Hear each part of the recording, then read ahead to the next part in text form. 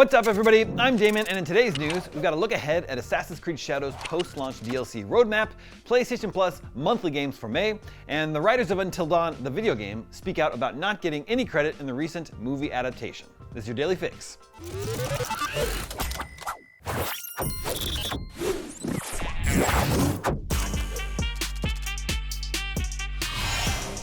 Assassin's Creed Shadows is one of the best-selling games of the year, and while the game is certainly not short on content as is, Ubisoft has plenty of post-launch content in store.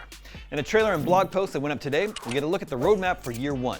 In the next few weeks, expect an update with some quality of life improvements and new codex entries, as well as the first story drop which adds a new quest. In late May, there's an update to photo mode, plus improvements to parkour with new height-gaining back and side ejects and a vertical ledge jump. We can also expect the first special collaboration, though there are no details on exactly what that entails. In June, there'll be another story drop that adds a quest as well as a new ally to recruit. Some game changes are coming as well, including new difficulty settings and immersion options, an open-world alarm system, and the ability to wear custom headgear in cutscenes.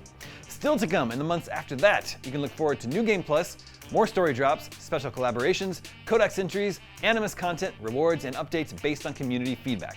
Keep in mind, all of this is free to anyone who purchased the game, which is awesome. There is paid DLC planned in the form of the Claws of Awaji expansion, though we'll have to wait for more details on that. Speaking of completely free stuff you get because you already paid for it, PlayStation Plus subscribers have some new games to look forward to in May. PS5 owners can grab Ark Survival Ascended, which is the Unreal Engine 5 evolution of Ark Survival Evolved. If you're unfamiliar, this open-world action-adventure survival game will have you gathering resources, crafting, taming dinosaurs, and trying not to get eaten by them in the process. PS5 and PS4 owners can grab Balatro, the insanely addictive poker-inspired roguelite. Even if you're not one for games involving playing cards, this is worth trying out because it's phenomenal. But then again, if you have an even slightly addictive personality, it might be better to avoid it at all costs. It's the type of game where you say, just one more run before bed, and then you look up and it's suddenly 3 a.m. If you'd rather just shoot stuff, you're in luck because Warhammer 40k Boltgun rounds out this month's free games for both PS4 and PS5. This reimagines the grimdark universe of the tabletop game as a fast-paced boomer shooter reminiscent of the original Doom, but with plenty of modern flourishes.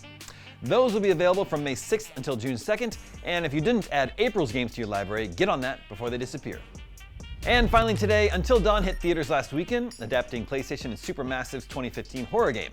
There are plenty of things wrong with the movie, as noted in our less than positive review, but one notable omission is the lack of any credit or acknowledgement to the game's original writers, Larry Fessenden and Graham Resnick. Speaking to The Hollywood Reporter, the duo admitted they're not particularly thrilled about the snub, but they seem to understand why it happened and give some insight into how it may be part of a larger conversation around future video game adaptations. Fessenden stated, "I didn't assume anything, but I thought somebody would have bothered to throw in our names, even during the end credits, but there's no courtesy in showbiz. Film and TV writers are guaranteed certain acknowledgments through the Writers Guild of America, but that doesn't apply to games." As Resnick points out, interactive media is not covered by the Guild because there's no legal definition of what's interactive. I truly think that the guilds are not keeping up with how fast the industry is moving away from traditional media formats. I don't know what that's going to do for the future of the industry. With a Minecraft movie drawing crowds in theaters, a new season of The Last of Us dominating on streaming, and new video game adaptations getting announced every week, I have a feeling we'll be hearing more on this subject in the years to come. They might have been snubbed by the movie, but on the bright side, Resnick and Fessenden's work on Until Dawn did earn them the Guinness World Record for longest script for a graphic adventure video game, which is way cooler than a special thanks in a bad movie.